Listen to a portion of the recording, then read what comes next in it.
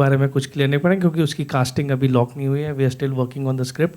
अभी जो भी खबरें आ रही हैं वो फिल्म से रिलेटेड, कास्ट से related, nothing is finalise yet. मतलब सिद्धार्थ और आलिया नहीं है फिल्म में, मतलब अभी कुछ नहीं कहा जा सकता क्योंकि काफ़ी चीज़ें अभी स्क्रिप्ट में ही चल रही हैं. जब तक स्क्रिप्ट फाइनल नहीं होगी we can't announce about Aashiqui. We take one last question. Yeah? Over there.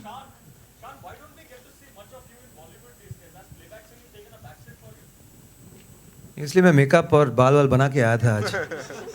चलिए, किसी ने कोई सवाल तो पूछा, थैंक यू सो मच.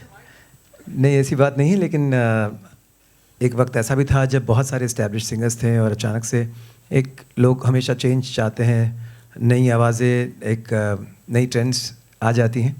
मैं बस खुश हूँ कि पिछले 20 साल से लगा हुआ हूँ और आई थिंक कहीं ना कहीं मेरी शुरुआत जो ज़्यादातर सिंगर्स की शुरुआत टी सीरीज़ के साथ हुई है, मेरी शुरुआत तो नहीं हुई, लेकिन मुझे लगता है कि जो सेकंड इनिंग है ये इसकी शुरुआत टी सीरीज़ से हुई है. So I think it's gonna be fantastic और मैं बहुत एक्साइटेड हूँ और चाहता हूँ कि आगे और बहुत सारे गाने करें, साथ में बहुत सारे सिंगल्स करें. और बस आप सबका एक रिएक्शन चाहता हूँ. ये गाना आपको पसंद आया, सबको अच्छा लगा? Wonderful, thank you, thank you. नहीं, we are doing some songs in which Shaan is singing which you will listen soon. बहुत जल्दी सुनेंगे. इट्स नॉट कि मैं खुद चूजी हूँ या मैं नहीं चाह रहा हूँ गाने, लेकिन वक्त के साथ चीज़ें बदलती हैं. No, he's gone way ahead. I wouldn't call him competition at all. I think he's doing very well. And I'm very because एक अच्छी टैलेंट जब आगे जाती हैं और लोग उसे पसंद करते हैं तो ये म्यूज़िक के लिए अच्छी बात है. और as long as it's good for music, it's good for all of us.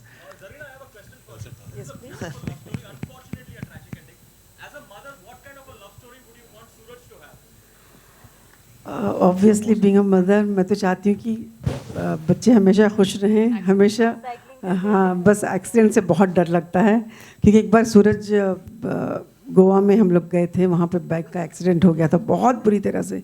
And he was on the road for half an hour. कोई उसको हेल्प करने के लिए तैयार नहीं था. That was 2011. उसके बाद मुझे बहुत डर लगता है एक्सीडेंट से. इसलिए मैं दुआ करती हूँ कि हर माँ और बाप को इस तरह का कोई मंजर देखने को ना मिले. बस. Amazing. Thank you so much, ladies and gentlemen. We'll just take one last question over there. Yeah?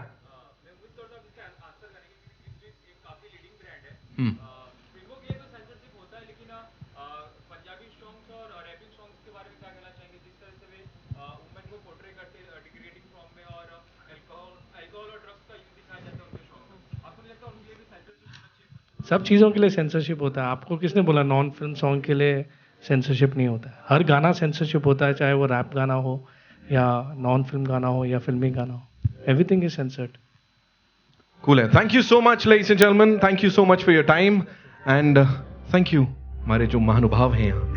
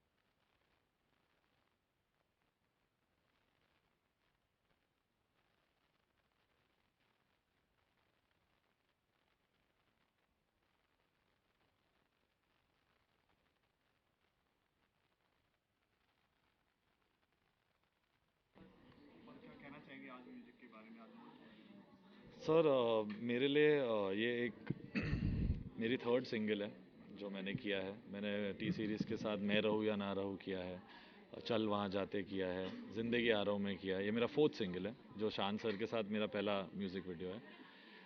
इसमें मैं एक बात कहना चाहूँगा कि बहुत ही सिंपल गाना बनाया मैंने और बहुत ही ब्यूटीफुल लिरिक्स विराग साहब ने लिखे। तो बस होपफुली दिल को छुए सबके और गाना सक्सेसफुल हो, सब यही उम्मीद करते हैं जब एक चीज़ की जाती है। I think group team effort है। आइडिया हमेशा भूषण जी से ही शुरू होता है। वो कहते हैं कि कुछ एक गाना बनाओ या कुछ करो, तो उनसे आइडिया शुरू होता है और मुझ पे और विराग सर से आगे बढ़ती है बात और डायरेक्टर और एक्टर्स उसे ख़त्म करते हैं। तो एक टीम एफर्ट है जहाँ सबने बहुत ही बेहतरीन काम किया। म्यूज़िक में सर आप सबको पता है पहली पिक्चर और म्यूज़िक डायरेक्टर का ओहदा सलमान खान सर ने दिया और उनके बिना मैं यहाँ पे नहीं होता। तो जय हो जो मेरी पहली पिक्चर थी वो सलमान भाई ने मुझे दी। एंड उसके बाद मुझे सूरज डूबा है बनाने का मौका भूषण कुमार सर ने रॉय में दिया और वहाँ से कहानी आपने खुद ही देखी है, बहुत ही सक्सेसफुल रही है। और कोशिश ये है कि और मेहनत करूँ और अच्छे अच्छे गाने बनाऊँ बस। मेरे फैमिली में तो सब ही काफ़ी दिग्गज कंपोज़र है। अन्नू जी, मेरे पापा, मेरे ग्रैंडफादर श्री सरदार मलिक, वो बहुत ही बड़े लेजेंड है। तो उनके अलावा मैं प्रीतम सर और रहमान सर को बहुत मानता हूँ और उनसे काफ़ी इंस्पायर्ड हूँ। कौन सा इसका है? ठीक है। हो सके तो रहना तुम साथ मेरे, हो बुरे या अच्छे हालात मेरे, तुम हो तो लगता है मैं हूँ, ना हो तो लगता है क्यों हूँ। सर अभी महेंद्र सिंह धोनी जी के लाइफ पे जो पिक्चर है MS धोनी, नीरज पांडे जी ने जो डायरेक्ट किया, वो मेरी फिल्म है। उसमें मेरे सारे गाने मेरे हैं। मेरी काफ़ी बड़ी और बहुत इंपॉर्टेंट फिल्म है मेरे करियर के लिए। तो एक वो है और एक है बार बार देखो, एक्सेल एंटरटेनमेंट की और धर्मा प्रोडक्शंस की फिल्म, जिसमें सिद्धार्थ मल्होत्रा और कटरीना कैफ है। बट दोनों ही फिल्म्स मेरे लिए बहुत ही इंपॉर्टेंट है और जब मैं फिल्म्स नहीं करता तो मैं म्यूज़िक वीडियोस में थोड़े गाने बना लेता हूँ। नहीं सर, ये तो मैं हिमेश जी को ही करने दूंगा, मैं नहीं कर सकता, ये उनको ही आता है। हमें नहीं आता ये सब।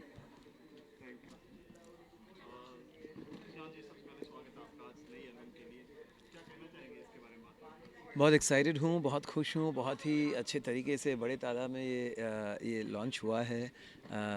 भूषण जी का यहाँ मौजूद होना, अमाल, सारे हमारे रश्मि जो ने बहुत अच्छा इस गाने को लिखा है, हमारे पूरी कास्ट, हमारी डायरेक्टर साहिबा, सब एक छोटे से नोटिस पर सब यहाँ मौजूद हुए और तो वाकई ऐसा I am feeling very special, feeling very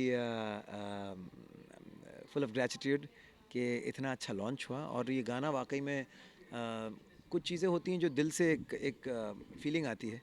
तो इस गाने को सुनकर जब भी मैं सुन रहा हूँ, ऑफ कोर्स मैं नहीं गाया, लेकिन फिर भी सुनकर ऐसा लग रहा है कि ये गाना लोगों को बहुत पसंद आएगा। वीडियो बहुत खूबसूरत है।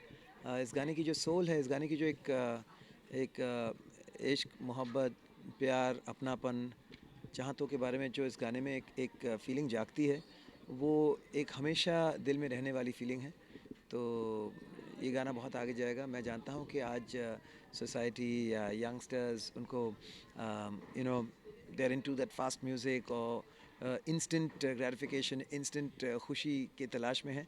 लेकिन इस गाने में वो बात है जो कहीं ना कहीं ऐसे मन में चुभ जाएगी कि वो इंस्टेंट भी इफ़ेक्ट होगी और इफ़ेक्ट लंबे अरसे तक उनके दिलों तक रहेगी। लंबे अरसे की बात करिए, आपकी शुरुआत सबसे पहले जब टीवी की शुरुआत हुई थी, जी सिनेमा, जी जी जी जी जी अगर आप बात करें कैसा था वो आपका? एकदम बिल्कुल बिल्कुल, आपने बहुत पुरानी ये बात याद छेड़ दी। सुनना चाहेंगे आपसे वही। अरे ये है जी सिनेमा, मूवीज़, मस्ती, मैजिक, इस तरह का कुछ था। तो मेरा बिल्कुल सबसे पहला वो गाना और वीडियो भी था और उस दिन मेरा जन्मदिन था और मैंने बहुत पार्टी की थी रात भर और सुबह आधी नींद में किसी भी हालत में वो वीडियो मैंने किया था। लेकिन I think I was very young then, उन दिनों में ऐसी चीज़ें कई बार किया था और किसी को पता भी नहीं चलता। लेकिन अब ऑफ कोर्स उम्र हुई, लेकिन मैं चाहता हूँ कि वो ही यूथ, वही एंथुजियाज़म, वही जोश, वही पैशन आज भी कहीं ना कहीं मुझ में है, और मैं चाहता हूँ कि वही यंग मैं हमेशा रहूँ।